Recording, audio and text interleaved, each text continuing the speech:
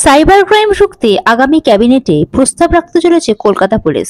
শনিবার সাংবাদিকদের মুখোমুখি হয়ে কলকাতার নগরপাল মনোজ বর্মা বলেন, জয়েন্ট সিপি সাইবার এবং জয়েন্ট লিগ্যাল সাইবার এমন দুটি নতুন পদ তৈরি করা হচ্ছে। আশা করছি আগামী ক্যাবিনেটে এই প্রস্তাব পাস হয়ে যাবে।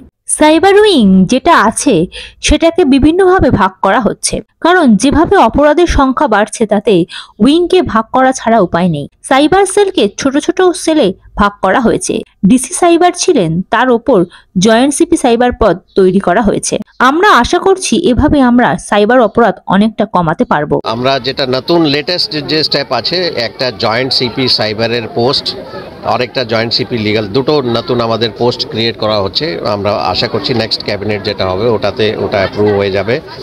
এছাড়া সাইবার আমাদের উইং যেটা আছে ওটাকে টোটালি ডিভাইড করে, যেহেতু খুব এক্সপ্যান্ড হয়ে যাচ্ছে, কাজটা অনেকটাই বেড়ে যাচ্ছে।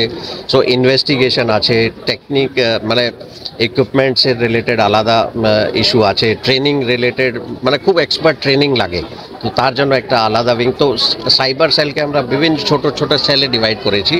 অ্যান্ড ডিসি সাইবার ছিলেন, তার উপর একটা জয়েন্ট সিপি সাইবারের পোস্ট ক্রিয়েট করা হয়েছে। যেরকম ওয়েস্ট বেঙ্গলে এডিজি সাইবার আছেন, আমাদের এখানে জয়েন্ট সিপি সাইবার খুব শীঘ্রই ওটা পোস্ট স্যাংশন হয়ে যাবে। তো আমরা আশা করছি অ্যান্ড চেষ্টা করছি যেখানে আমরা সুযোগ পাই সাইবার ক্রাইমের আগেনস্ট অ্যাওয়ারনেস আমরা বাড়াচ্ছি।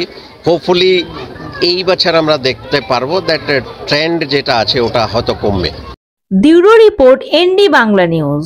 সবার আগে সব খবর, সঠিক খবর পেতে ফেসবুক পেজটি ফলো করে এবং ইউটিউব চ্যানেলটি সাবস্ক্রাইব করে রাখুন আর শেয়ার করতে ভুলবেন না।